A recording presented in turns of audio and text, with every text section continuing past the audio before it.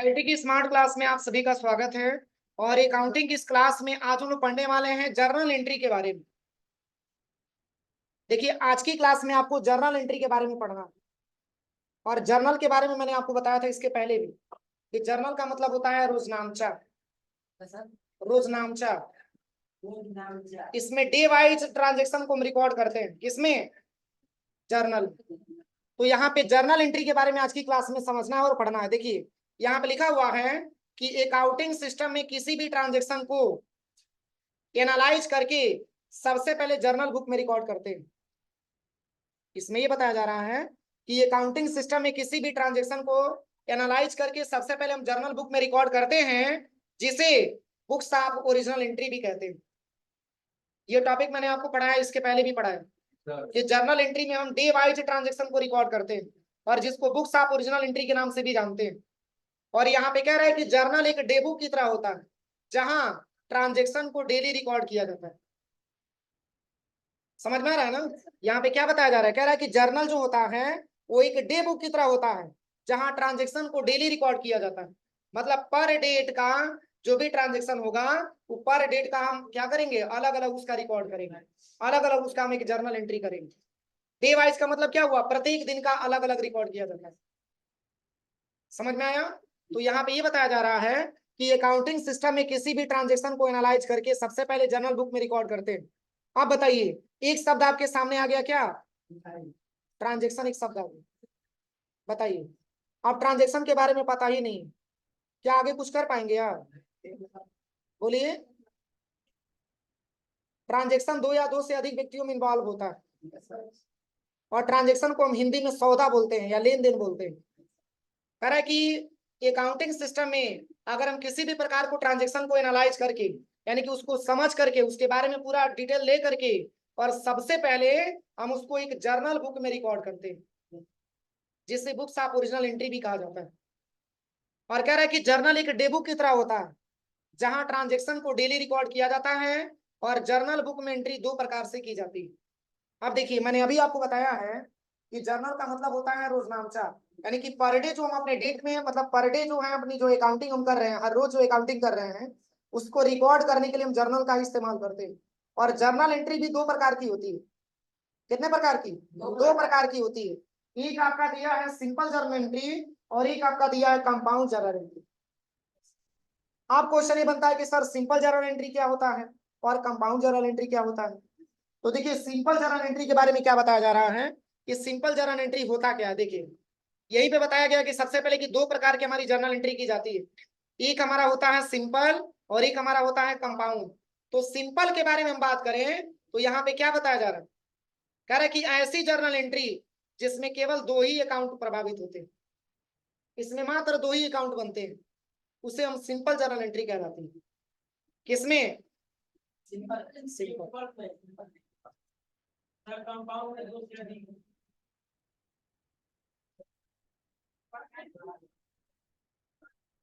देखिए, simple journal entry के बारे में बताया जा रहा है कि इसमें ऐसी जर्नल एंट्री किया जाता है जिसमें मात्र दो ही अकाउंट प्रभावित होते हैं, एक आपका डेबिट, दूसरा आपका क्रेडिट। और यहाँ पे ये बताया जा रहा है कि सिंपल जर्नल एंट्री कहलाती है और जर्नल बुक में सिंपल जर्नल एंट्री का फॉर्मेट निम्नलिखित होता है। मतलब आप ये समझिए कि कोई ऐसा ट्रांजेक्शन है जिसमें मात्र दो ही खाते आपका दिया हुआ, एक आपका डेबिट का दिया है और एक आपका क्रेडिट का दिया है। तो जब भी हम उसकी जर्नल एंट्री करेंगे तो सिंपल जर्नल एंट्री में करेंगे। समझ में आ रहा है ना? एक अकाउंट हमारा डेबिट होगा और दूसरा अकाउंट हमारा क्रेडिट होगा। और मैंने इसके पहले भी बताया आपको ड्यूअल एस्पेक्ट कॉन्सेप्ट में कि पहला पक्ष बराबर दूसरा पक्ष होता है, यानी कि जितना आपका डेबिट का वैल्यू होता है उतना ही आपका क्रेडिट का भी वैल्यू होता है। इसके पहले मैंने पढ़ाया है। तो इसमें मात्र दो प्रकार के अकाउंट प्रभावित होते हैं, एक आपका डेबिट होता है और दूसरा आपका क्रेडिट होता है। तो देखिए, इसका एक फॉर्मेट आपका दिया हुआ है और इसी फॉर्मेट के आधार पर हमको ये ट्रांजेक्शन करना होता है। तो देखिए, अगर आपके ट्रांजेक्शन में अगर डेट आया होगा तो उसमें हम डेट मेंशन करेंगे। भाई, जो जिस डेट में ट्रांजैक्शन होगा उस डेट को मेंशन करना पड़ेगा ना। इसके बाद से यहाँ पे लिखा हुआ है पार्टिकुलर, मतलब किस किस पार्टी से लेन देन हो रहा, उसको मेंशन करेंगे पार्टिकुलर में। इसके बाद से आता है एलएफ। एलएफ का मतलब होता है laser of full use. Laser of full use यानी कि किसी लेजर के बारे में अगर आपको डिटेल में लिखना है तो इसके लिए आपको लेजर ऑफ फुल यूज की रिक्वायरमेंट होती है। और यहाँ पे डेबिट के बारे में आपको पता ही है और क्रेडिट के बारे में आपको पता ही है। मतलब सिंपल जर्नल एंट्री जब हम करेंगे तो इसी फॉर्मेट के आधार पे हमको सिंपल जर्नल एंट्री करना होगा। पहले हम ट्रांजेक्शन से सबसे पहले ये क्या निकालेंगे, डेट निकालेंगे कि उस ट्रांजेक्शन को किस डेट में किया गया। इसके बाद से उसमें हम पार्टिकुलर रखेंगे कि किससे वो ट्रांजेक्शन हो रहा है, कैश से हो रहा है कि बैंक से हो रहा है। समझ में आ रहा है ना, या किसी व्यक्ति के नाम से हो रहा है या किसी एसेट्स से हो रहा है। जिससे भी हो रहा होगा उसको हम पार्टिकुलर में मेंशन करेंगे। और एलएफ में कुछ लिखते नहीं है, वैसे हम इसको मेंशन कर देते हैं क्योंकि एलएफ नहीं लिखेंगे तो ये फॉर्मेट हमारा गलत हो जाता है। अब इसके बाद से डेबिट वाला अमाउंट डेबिट साइड में और क्रेडिट वाला अमाउंट क्रेडिट साइड से। कोई दिक्कत किसी को? अब चलिए, अब इसी के आधार पे आपको क्वेश्चन समझना। अब क्वेश्चन से आपको डेबिट और क्रेडिट मेंशन करके अलग अलग आपको करना है। तो देखिए यहाँ पे सबसे पहला जो क्वेश्चन आपका दिया है, यहाँ पे कह रहा है as on 1 April 2016 Deepak Aman said started the business with RS 50,000। क्या बताया जा रहा है इसका जो है, सबसे पहले देखिए किसी भी ट्रांजेक्शन को आप करिएगा, कोई भी ट्रांजेक्शन को आपको सॉल्व करना होगा, उसकी सिंपल जर्नल एंट्री आपको करना होगा। पहले जो क्वेश्चन आपको दिया होगा उसका आप हिंदी समझिएगा कि क्वेश्चन क्या कह रहा है, क्योंकि जब तक आपको क्वेश्चन नहीं समझ में आएगा तब तक आप उसमें डेबिट और क्रेडिट नहीं पहचान पाएंगे। बातें समझ में आ रही है ना? सबसे पहले जो क्वेश्चन दिया है इस क्वेश्चन का आप हिंदी समझिए कि क्वेश्चन क्या कह रहा है। जब इतना आपको हिंदी आ जाएगा तो आप आसानी तरीके से इसमें डेबिट और क्रेडिट छांट सकते हैं। तो इतना वैसा भी डीपली हिंदी नहीं है, इंग्लिश नहीं है कि आपको समझने में दिक्कत आए। इसमें क्या बताया जा रहा है, अगर हम इसकी ट्रांसलेट करें तो कह रहा है कि 1 अप्रैल 2016 को 1 अप्रैल 2016 को Deepak Aman sir started the business with RS 50,000। 1 April 2016 को दीपक ने अपना बिजनेस स्टार्ट किया कितना रुपए से, 50। समझ में आ रहा है ना? यानी कि दीपक जो बिजनेस का क्या है, प्रोप्राइटर। और बिजनेस में कैपिटल लगाने का काम कौन करता है, प्रोप्राइटर करता है। समझ में आ रहा है ना? तो इस क्वेश्चन में ये बताया जा रहा है कि दीपक अपनी बिजनेस में 50,000 रुपया इन्वेस्ट किए हैं बिजनेस को स्टार्ट करने में। इसका हिंदी यही होगा ना कि दीपक ने 1 अप्रैल 2016 को 50,000 रुपया लगा करके अपना बिजनेस स्टार्ट किया। तो अब ऐसे क्वेश्चन बनता है कि सर इसमें क्या क्या अकाउंट इसमें क्रिएट होगा, इसमें अकाउंट कौन कौन सा क्रिएट होगा। तो देखिए सबसे पहले तो अगर हम 50,000 के बारे में बात करें तो 50 हमारा नगद कैश है। नगद क्या है, कैश। तो एक अकाउंट आपका कैश का वैसे ही दिख गया। बोलिए, एक अकाउंट कैश का आपका वैसे ही दिख गया। अब बताइए दीपक अपने बिजनेस को स्टार्ट किए हैं तो दीपक हमारे बिजनेस का हुए क्या, ऑनर हुए, मालिक हुए, प्रोप्राइटर हुए, स्वामी हुए। तो ऐसे अगर हम देखें तो चूंकि इसमें स्टार्टेड की बात, जब भी क्वेश्चन में स्टार्टेड की बात आवे, दीपक स्टार्टेड, अशोक स्टार्टेड, समझ में आ रहा है ना, या फिर प्रवीण स्टार्टेड, जब भी बिजनेस में स्टार्टेड की बात आती है तो आप हमेशा कैपिटल अकाउंट बनाते हैं। क्या बनाते हैं, कैपिटल अकाउंट बनाते हैं। अब चलिए दो चीज क्लियर हो गया, दो ही चीज आपको खोजना था, एक आपका कैपिटल खोजना था और एक आपका कैश खोजना था, दोनों मिल गया ना। अब देखिए अगर हम यहाँ पे मेंशन करें सबसे पहले तो एक मैंने यहाँ पे लिख लिया कैश, एक मैंने लिख लिया कैश, और एक किसका मैंने बताया, जब भी बिजनेस स्टार्टेड की बात आती है तो हमेशा कैपिटल अकाउंट बनता है। और कैपिटल संबंधित है किससे, प्रोप्राइटर से, क्योंकि प्रोप्राइटर ही तो बिजनेस में पैसा लगा रहा है। तो प्रोप्राइटर ना लिख करके हम जो है आसानी तरीके से कैपिटल लिख सकते हैं, क्योंकि जब बिजनेस स्टार्ट किया जाता है उसमें कैपिटल लगाया जाता है। समझ में आ रहा है ना? बिजनेस के मालिक के द्वारा बिजनेस में इन्वेस्ट किया गया पैसा ही कैपिटल कहलाता है, मैंने पढ़ाया है। तो जब बिजनेस में ये पैसा लगा रहे हैं तो कैपिटल इन्वेस्टमेंट कर रहे हैं, मतलब इसमें कैपिटल आ रहा है। तो एक अकाउंट आपका बन गया कैश का और एक अकाउंट आपका हो जाएगा किसका, कैपिटल। अब दोनों में अंतर समझिएगा, अगर हम कैश के बारे में बात करें और कैपिटल के बारे में बात करें तो कैश किस प्रकार का अकाउंट है, कैश किस प्रकार का अकाउंट है, रियल अकाउंट, कैश आपका रियल अकाउंट, और कैपिटल किस प्रकार का अकाउंट है? Personal account. इसीलिए मैंने बोला आप पढ़ के आइए। अब कंफ्यूजन हो रही है ना? कैश आपका हो गया क्या? Real account. और कैपिटल आपका हो गया पर्सनल अकाउंट। आप दोनों में अंतर समझिएगा। पर्सनल अकाउंट के हिसाब से पर्सनल अकाउंट का गोल्डन रूल लगेगा, और रियल अकाउंट के रूल से रियल अकाउंट का गोल्डन रूल लगेगा। अगर हम रियल अकाउंट के बारे में, अगर हम कैश के बारे में बात करें, तो देखिए कैपिटल जो होता है, कैपिटल का नेचर हमेशा क्रेडिट होता है। क्या होता है? क्रेडिट होता है।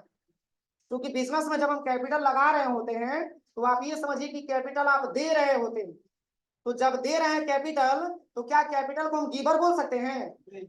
बोलिए, जब देंगे तो गिवर नहीं बोलेंगे उसको।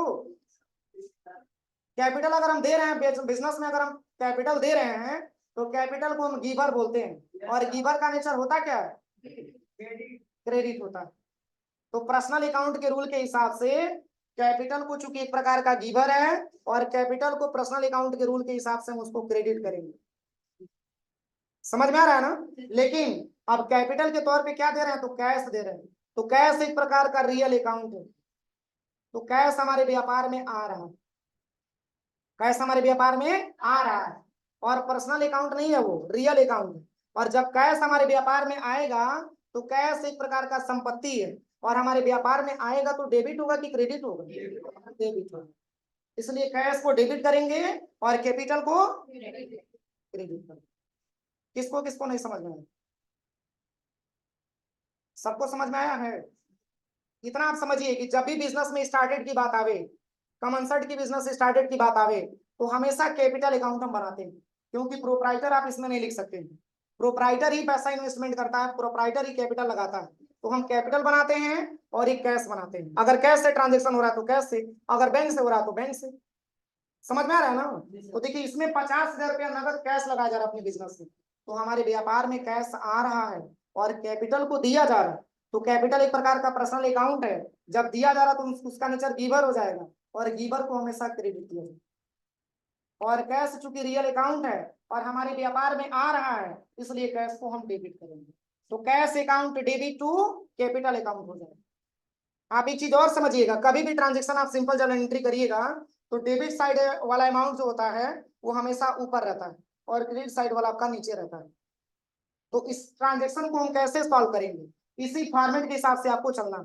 तो सबसे पहले तो इसमें हम डेट मेंशन करेंगे। तो देखिए, इस ट्रांजेक्शन को जब हम बनाएंगे, तो यहाँ पे हम रखेंगे सबसे पहले 1 अप्रैल 2016। 1 अप्रैल 2016। अब देखिए, मैंने अभी आपको बताया है कि जब भी ट्रांजेक्शन को हम सॉल्व करेंगे, जब भी सिंपल जर्नल एंट्री करेंगे, तो डेबिट साइड वाला ऊपर रहता है। तो डेबिट मैंने किसको किया है? कैश को किया है। तो बस यहाँ पे आपको टाइप करना है कैश अकाउंट। क्या है, डेबिट है कि क्रेडिट है? तो बस डेबिट वाले अमाउंट में 50,000। डेबिट वाले अमाउंट में 50,000। अभी मैंने केवल कैश के बारे में बताया। अब देखिए, अगर कैपिटल हम देख रहे हैं, तो कैपिटल हमारे बिजनेस का क्रेडिट हुआ, क्योंकि गिवर है वो। तो देखिए, जब कैपिटल आपको लिखना हो, तो यहाँ पे थोड़ा सा स्पेस छोड़ करके, और तब यहाँ पे लिखिएगा टू, और नीचे कॉमा दे दीजिएगा, तब यहाँ पे लिखिएगा कैपिटल। अरे मैं बता रहा हूँ, मार्कर से लिखेंगे तब तो बताएगा ना। टू कैपिटल अकाउंट, और बस क्रेडिट में लिख देंगे कितना। याद करिए, मैंने इसके पहले आपको बताया था ड्यूअल एस्पेक्ट कॉन्सेप्ट में, कि डेबिट पक्ष बराबर होता है आपका क्रेडिट पक्ष। मतलब जितना अमाउंट आपका डेबिट का होगा, उतना ही अमाउंट आपका क्रेडिट का होगा। अब इसको जिस तरीके से मैंने बनाया है, एक हमने बना दिया किसका? कैश का। और एक हमने बना दिया किसका? कैपिटल का। तो कैपिटल में ये ध्यान दीजिएगा कि क्रेडिट लिखा नहीं जाता है। क्रेडिट को डिनोट करने के लिए बस इसके पहले आपको टू लिख देना होता है। कोई दिक्कत है यहाँ तक? तो जब भी हम इसको बनाएंगे, तो चलिए इसको हम एमएस वर्ड पे बना करके बता देते हैं आपको।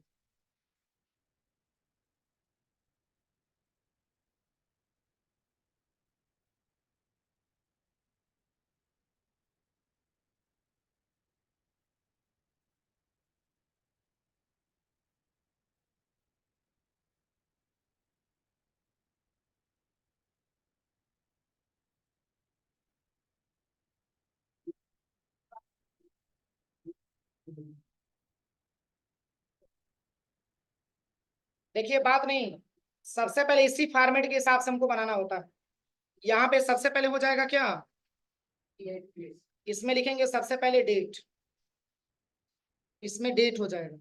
अब इसमें क्या लिखना है, पार्टिकुलर, इसमें हो जाएगा पार्टिकुलर। इसके बाद से LF हो जाएगा, लेजर ऑफ फुल यूज। इसके बाद से आपका क्रेडिट। बस ये फॉर्मेट बनाने के बाद अब चूंकि सबसे पहले यहाँ पे डेट के बारे में मेंशन करना है, क्योंकि देखिए इसी फॉर्मेट के हिसाब से अगर आप नहीं बनाएंगे तो आपका ट्रांजेक्शन गलत हो सकता है। तो ट्रांजेक्शन में ये जरूरी है कि डेट जरूर मेंशन किया गया होगा। तो यहाँ पे लिखा हुआ है 1/4/2016, 1/4/2016। अभी मैंने डेबिट किया है किसको, तो यहाँ पे हमको टाइप कर देना है कैश, कैश अकाउंट। क्या हो जाएगा, डेबिट। और कितने रुपए से, बस यहाँ पे डेबिट साइड वाले में अमाउंट लिखेंगे, यहाँ पे रख देंगे 50,000। अब इसके बाद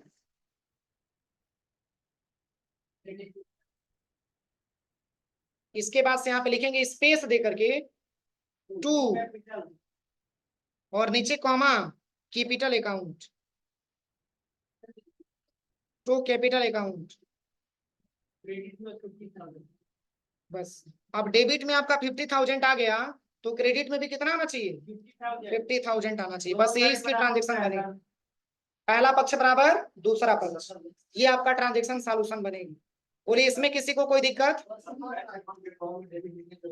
हाँ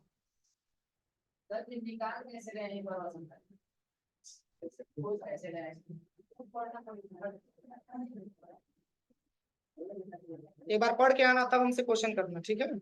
एक बार घर से पढ़ के आना। आप लोग अपने तरफ से कोई मेहनत नहीं करना चाहते, बस बना बना मिल जाए आराम से, बस खाना खा ले, ठीक है। यही कंफ्यूजन बना रहेगा हमेशा कि कैसे निकाल रहे हैं। अभी मैंने आपको बताया है ट्रांजेक्शन में कि इस ट्रांजेक्शन से मात्र आपको 2 ही ऑप्शन छांटना है, एक आपका डेबिट और एक आपका क्रेडिट। तो मैंने बताया भी है कि जब भी ट्रांजेक्शन करेंगे, कोई भी सिंपल जर्नल एंट्री का क्वेश्चन मिलेगा तो सबसे पहले तो उसकी हिंदी हम बनाएंगे, क्योंकि हिंदी नहीं समझ में आएगा तो ट्रांजेक्शन भी आपको नहीं समझ में आएगा। इसमें ये बताया जा रहा है कि ये एज ऑन 1 अप्रैल 2016, 1 अप्रैल 2016 को कह रहा है कि दीपक स्टार्टेड बिजनेस विथ RS 50,000, यानी कि 1 अप्रैल 2016 को दीपक ने अपना बिजनेस स्टार्ट किया, और भी कितने रुपए से, 50,000 रुपया कैश से। तो मैंने बोला है कि जब भी बिजनेस स्टार्टेड की बात आती है तो कैपिटल अकाउंट बनता है, क्योंकि कैपिटल संबंधित है किससे, पर्सनल अकाउंट से। और कैपिटल लगाता कौन है, बिजनेस का प्रोप्राइटर, बिजनेस का मालिक। तो बिजनेस का मालिक अगर कैपिटल लगा रहा है, तो मैंने इसके पहले भी बताया कि बिजनेस के मालिक के द्वारा बिजनेस में इन्वेस्ट किया गया पैसा उस बिजनेस का कैपिटल कहलाता है। तो एक अकाउंट हमारा कैपिटल का हो गया। अब बिजनेस में लगा क्या रहा है, कैश ही लगा रहा है ना, तो एक अकाउंट आपका कैश का हो गया। तो कैश आपका रियल अकाउंट है, कैश एक प्रकार का रियल अकाउंट है, और कैपिटल एक प्रकार का पर्सनल अकाउंट है। तो जब बिजनेस स्टार्ट किया जाता है तो कैपिटल दिया जाता है, जब कैपिटल दिया जाएगा तो कैपिटल का नेचर गिवर हो जाएगा, और गिवर को हमेशा क्रेडिट किया जाता है पर्सनल के हिसाब से। और क्या दिया जा रहा है, तो कैश, तो कैश हमारे व्यापार में आ रहा है, और कैश एक प्रकार का रियल अकाउंट है, और हमारे व्यापार में आएगा तो हम उसको डेबिट करेंगे। इसलिए रियल अकाउंट के गोल्डन रूल के हिसाब से कैश को डेबिट करेंगे, और पर्सनल अकाउंट के गोल्डन रूल के हिसाब से हम कैपिटल को क्रेडिट करेंगे। आप समझ में आया। अब चलिए अब दूसरा ऑप्शन समझते हैं। चलिए ये तो ट्रांजेक्शन हो ही जाएगा, यहां तक कोई दिक्कत है किसी को। चलिए सेकंड ट्रांजेक्शन क्या दिया, देखिए सेकंड में बताया जा रहा है कि 1 अप्रैल 2016 को Deepak bought furniture for his business by paying cash RS 20,000। Bought का मतलब क्या होता है, खरीदना। 1 अप्रैल 2016 को अभी बिजनेस में पैसा लगाया था कितना, 50,000 रुपये। फिर उसी डेट को 20,000 रुपया और लगा करके और ये फर्नीचर अपने बिजनेस में खरीद रहे हैं, ये अपने फर्नीचर के अपने बिजनेस में क्या कर रहे हैं, खरीद रहे हैं। अरे मान के चलिए कि बिजनेस स्टार्ट करेंगे तो उसमें बेंच की आवश्यकता आएगी, टेबल वगैरह बनवाना पड़ेगा, तो उसका पैसा इन्होंने लगाया कितना, 20,000 रुपया लगा करके खरीद रहे। तो अब इसमें समझिएगा, अगर ये 1 अप्रैल 2016 को अगर अपने बिजनेस में ये फर्नीचर खरीद रहे हैं, तो फर्नीचर हमारे व्यापार में आ रहा है कि जा रहा है, आ रहा है। ध्यान दीजिएगा, जब हम परचेज करेंगे फर्नीचर को, तो फर्नीचर हमारे बिजनेस में व्यापार में आएगा। और फर्नीचर किस प्रकार का अकाउंट है, रियल अकाउंट। तो जब फर्नीचर हमारे व्यापार में आएगा, तो हम उसको डेबिट करेंगे कि क्रेडिट, क्रेडिट करेंगे। जब हमारे व्यापार में फर्नीचर आएगा तो हम उसको डेबिट करेंगे। अब बताइए, उस फर्नीचर को खरीदने के लिए क्या दे रहे हैं, कैश दे रहे हैं। तो देखिए इसमें कंफ्यूजन आ गया, इसमें दो अकाउंट आपका रियल का मिल गया, कैश भी रियल, फर्नीचर भी रियल। तो अब इसमें दोनों में ये दिमाग लगाना है कि क्या आ रहा है और क्या जा रहा है। दोनों अकाउंट आपका रियल का मिल गया। तो जब हम परचेज करेंगे तो फर्नीचर हमारे व्यापार में आएगा और उसके बदले में कैश हमारे व्यापार से जाएगा। तो कैश को क्रेडिट करेंगे और फर्नीचर को डेबिट करेंगे। क्लियर हुआ। जिस अकाउंट के हिसाब से हमको ट्रांजेक्शन करना होगा, उसी के अकाउंट के हिसाब से हमको रूल भी लगाना होगा। अब पहले में देखिए, पहले में मैंने दो रूल अलग अलग बता दिया, क्योंकि उसमें दो अकाउंट शामिल था, एक पर्सनल वाला और एक रियल वाला। इसमें केवल पर्सनल ही है। तो जब दोनों पर्सनल आ गया तो हम ये समझेंगे कि क्या आ रहा है और क्या जा रहा है। तो आप एक चीज गांठ मान लीजिएगा कि जब हम किसी फर्नीचर को परचेज करेंगे तो हमारे व्यापार से कैश जाएगा, और परचेज करते समय फर्नीचर हमारे व्यापार में आएगा। इसलिए फर्नीचर को डेबिट करेंगे और कैश को क्रेडिट करेंगे। कोई दिक्कत किसी को। तो देखिए सिंपल ट्रांजेक्शन है। इसको बनाने के लिए सेम तरीके से क्या करना पड़ेगा, देखिए मैं बता दे रहा हूँ।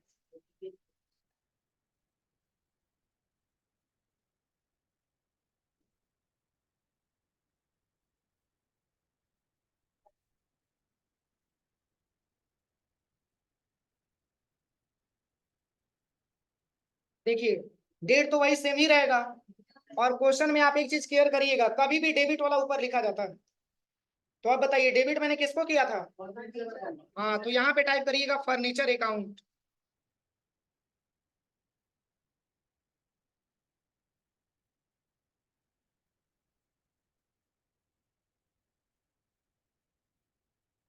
कितने रुपए से, बस डेबिट साइड अमाउंट में हम 20,000 यहाँ पे मेंशन कर दें। अब फर्नीचर को खरीदने के लिए क्या दे रहे हैं, कैश दे रहे हैं। तो यहाँ पे लिख लेंगे टू कैश अकाउंट। कोई दिक्कत है किसी को, बस इसका बैलेंस हम इसमें क्रेडिट वाले में मेंशन कर लेंगे। अब इसी के आधार पे क्वेश्चन मैं आपसे पूछूं, बताइएगा। अब जैसे कि मान के चलिए बिजनेस में कैश का जिक्र किया है ना, अगर बिजनेस में कैश का जिक्र छोड़ करके अगर इसमें बैंक आ जाएगा, तब डेबिट और क्रेडिट किसको किसको किया जाएगा, बताइए। जैसे कि यहाँ पे लिखा हुआ है बाई पेइंग कैश, तो बाई बैंक दे दिया जाए तो किसको डेबिट और किसको क्रेडिट किया जाएगा, हाँ।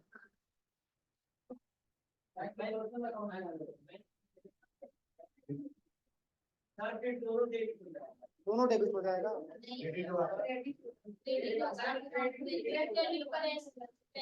अब देखो आप लोग कंफ्यूजन यहीं से बनती है, क्योंकि आप लोग नहीं पढ़ेंगे तो यही प्रॉब्लम आएगी। ट्रांजेक्शन करने से पहले एक बार घर से पढ़ के आइएगा, मैं बता दे रहा हूँ। फिर अभी आगे, अभी ये तो अभी मान के चलिए कि अभी स्टार्टिंग लेवल, अभी आगे बहुत सारे इस पे ट्रांजेक्शन दिया हुआ है। देखिए जब इसमें बाई कैश के जगह पे बाई बैंक आ जाएगा, तो बैंक आता है पर्सनल अकाउंट के अंतर्गत। तो जब हम फर्नीचर खरीदेंगे तो पैसा किससे पेमेंट करेंगे, बैंक से। तो बैंक देने वाला हो गया ना, और बैंक पर्सनल अकाउंट में आता है। जब बैंक दे रहा है तो पर्सनल अकाउंट में गिवर बोल सकते हैं, और गिवर का नेचर होता क्या है, इसलिए बैंक अकाउंट को क्रेडिट कर देंगे। बाकी आपका फर्नीचर डेबिट ही रहेगा। क्लियर हुआ। तो इतना आप मतलब घर से करके आइएगा आप लोग, ठीक है।